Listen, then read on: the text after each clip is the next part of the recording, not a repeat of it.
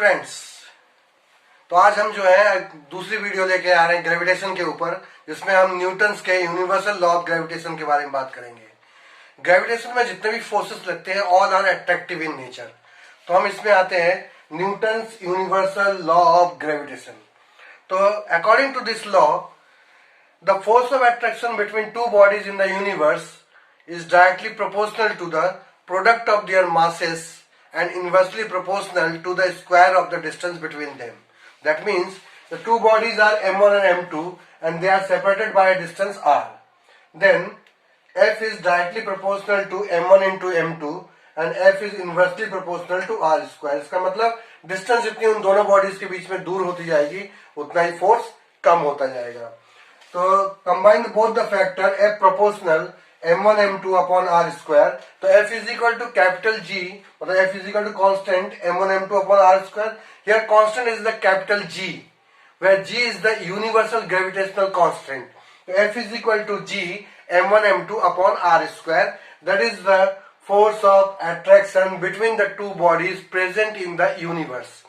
Capital G जो है यहाँ पे यूनिवर्सल ग्रेविटेशनल कांस्टेंट है और उसकी वैल्यू होती है 6.67 into 10⁻⁻11 newton metre square kg inverse 2।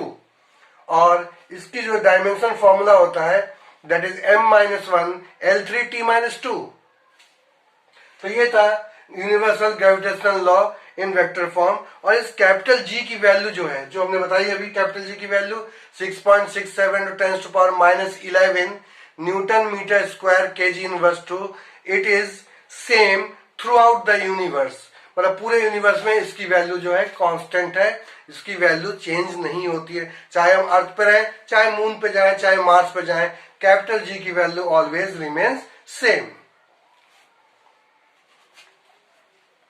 तो न्यूटन्स लॉ ऑफ ग्रेविटेशन हमने फॉर्मूला पढ़ा, उसमें F इज इक्वल टू क्या आया था, capital G m1 m2 upon r square. और जैसा मैंने बताया था कि this force is attractive in nature, तो हम फिर इसको वेक्टर फॉर्म में लेके आते हैं कि Coulomb's Newton's law of gravitation in vector form. तो इसमें there are two bodies m1 and m2, they are separated by distance r। अब क्योंकि जैसे मैंने बताया कि इसमें अट्रैक्टिव फोर्स होता है, तो इसका मतलब दोनों फोर्सेस की डायरेक्शन एक दूसरे के ऑपोजिट होगी। तो वेक्टर m1 के कारण जो m2 पे फोर्स लग रहा है दैट इज वेक्टर F12, उसकी डायरेक्शन किस तरफ होगी, टुवर्ड्स m2। और दूसरी फोर्स है जो m2 m1 के ऊपर लगा रहा है वेक्टर F21, उसकी डायरेक्शन होगी टुवर्ड्स m1। तो अब इसको वेक्टर देने के लिए हमें इसको डायरेक्शन देनी पड़ेगी। तो हमने ये दिया r12 की डायरेक्शन, यूनिट वेक्टर r12 की direction from m1 to m2 and r21 की direction from m2 to m1। So therefore the force on m1 due to m2, so vector F21 is equal to, that is the force of vector F21 is equal to capital G m1 m2 upon r square dot r cap 21। r cap 21 की direction ये है, तो vector F21 की direction भी इस तरफ होगी। Similarly जब हम फोर्स लगा रहे हैं m2 पे m1 के कारण, तो vector F12 is equal to हो गया capital G m1 m2 upon r square dot r cap 12। ये r कैप 12 जो है ये फोर्स की डायरेक्शन दे रहा है, फोर्स को ये डायरेक्शन दे रहा है। तो अब जो है दोनों फोर्स में बाकी जो मैग्नीट्यूड है वो सेम है, G m1 m2 upon r square. Difference क्या है, difference is the unit vector, जो कि क्या दे रहा है, यूनिट वेक्टर का मैग्नीट्यूड क्या होता है, यूनिट वेक्टर का मैग्नीट्यूड 1 होता है, बट इट हैज डायरेक्शन। और जो इनकी डायरेक्शन है उसके अकॉर्डिंग r कैप 12 जो है ऑपोजिट है r कैप 21 के, मतलब r cap 12 is equal to minus of r cap 21। तो therefore vector F12 is equal to, तो therefore vector F12 is equal to minus of vector F21। Now the next topic is deduction of Newton's law of gravitation from Kepler's law. Kepler's law में हमने 3 laws पढ़े थे, एक पढ़ा था law of orbit, एक पढ़ा था लॉ ऑफ एरिया, एक पढ़ा था लॉ ऑफ टाइम पीरियड।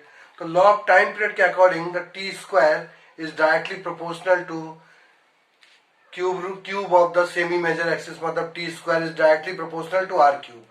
तो इस लॉ को हम यूज करके हम न्यूटन्स लॉ ऑफ ग्रेविटेशन को डिड्यूस करेंगे। तो इसमें जो है, सपोज करो sun of a mass capital M and Earth जो है जिसका मास स्मॉल एम है, ये revolve around the sun in a circular orbit of radius R. तो जब अर्थ जो है रिवॉल्व कर रहा है अराउंड द सन, तो इसका मतलब इट प्रोवाइड्स नेसेसरी, इनके बीच में जो फोर्स ऑफ अट्रैक्शन होगा जिससे कारण इसमें सेंट्रीपिटल फोर्स लग रहा होगा। तो centripetal force F is equal to mv² by R. तो time period of revolution capital T is equal to क्या होगा, डिस्टेंस अपॉन स्पीड।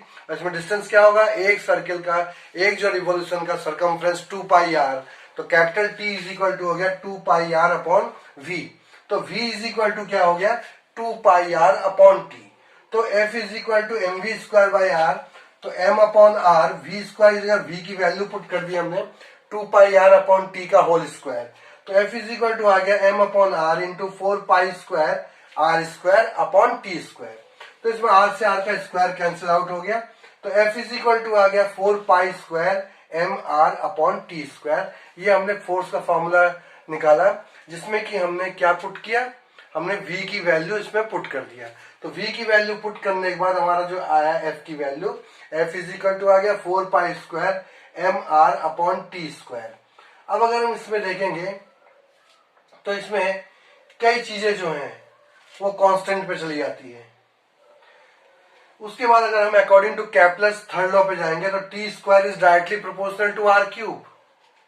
जो मैंने बताया था कि time period of revolution, the square of the time period of revolution is directly proportional to the cube of the semi major axis. जो Kepler's का third law था, मतलब t² is directly proportional to r³। तो t² is equal to क्या हो गया, kr³।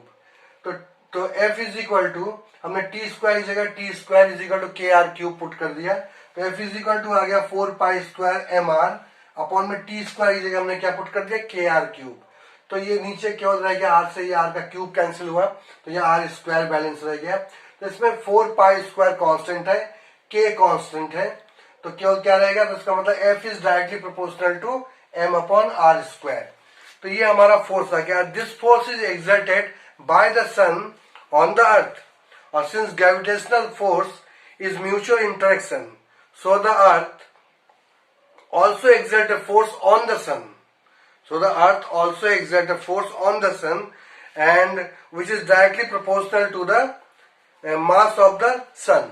तो इसका मतलब हो गया F is directly proportional to mass of the sun m and m upon r²। तो F proportional mm upon r²।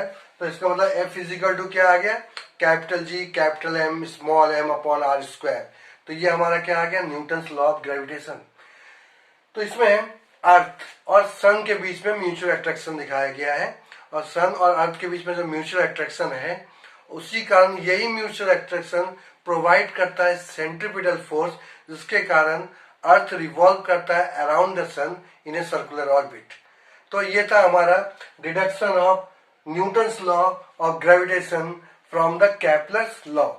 तो ये था हमारा आज का वीडियो, जिसमें कि हमने आपको जो है Newton's universal law of gravitation के बारे में बताया कि न्यूटन्स का जो ग्रेविटेशन लॉ है वो यूनिवर्स में प्रेजेंट किसी भी दो बॉडीज के बीच में है, चाहे वो दो छोटी बॉडीज हैं, चाहे वो दो बड़ी बॉडीज हैं, या दो प्लैनेट्स हैं, उनके बीच में भी फोर्स ऑफ अट्रैक्शन जो लगता है, that is the Newton's law of gravitation. और ये फोर्स जो है ये अट्रैक्टिव इन नेचर होता है, और ये फोर्स जो है इक्वल टू होता है capital G m1 m2 upon r²। m1 और m2 जो है ये mass of the both the bodies हैं, जिन बॉडी के बीच में हम म्यूचुअल इंटरेक्शन हम शो करना चाहते हैं, चाहे वो बॉडी कैसी भी हो, छोटी है बॉडी या बड़ी बॉडी है, या प्लैनेट है या सन है, तो हम किसी को भी पुट कर सकते हैं, उनका मास अपॉन में r², मतलब जो रिवोल्यूशन कर रहा है एक दूसरे के पास, या उन दोनों बॉडीज के बीच की जो डिस्टेंस है r, that is the r distance between the both the bodies, both the masses। तो F is proportional to product of their masses and inversely proportional to square of the distance between them। इसका मतलब ये हो गया, दो bodies जितना दूर distance पर रहेंगी उनके बीच में म्यूचुअल जो अट्रैक्शन फोर्स है वो कम लगेगा, और अगर डिस्टेंस जितनी कम होती जाएगी उतना ही म्यूचुअल अट्रैक्शन इंक्रीज होता जाएगा। और कैपिटल जी इसमें कांस्टेंट है, जिसको हम क्या कहते हैं, यूनिवर्सल ग्रेविटेशनल कांस्टेंट, जिसकी एक फिक्स वैल्यू होती है 6.67 into 10⁻⁻11 newton metre square kg inverse 2।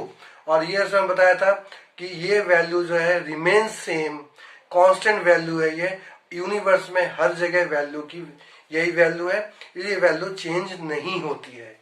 तो इसमें आपने देखा न्यूटन्स लॉ में जो फोर्स ऑफ अट्रैक्शन होता है, फिर मैंने इसके बारे में आपको वेक्टर से भी आपको समझा दिया किस तरह से इसमें फोर्स ऑफ अट्रैक्शन लगता है। और फिर थर्ड जो है हमारा टॉपिक जो था, जिसमें कि हमने न्यूटन्स लॉ को प्रूव किया फ्रॉम कैपलर्स थर्ड लॉ से। तो मुझे लगता है कि आपको ये वीडियो अच्छी लगी होगी। तो इस वीडियो को अगर आपको अच्छी लगी है तो इसको लाइक कीजिए, शेयर कीजिए, और अगर आपने अभी तक सब्सक्राइब नहीं किया तो सब्सक्राइब कीजिए, और इसके ऊपर जो बेल आइकॉन है उसको दबाना मत भूलिएगा। उसको लिंक करने पे आप जो हमारी जो दूसरी वीडियोस आएंगी वो वीडियोस आपके नोटिफिकेशन में आ जाएगी।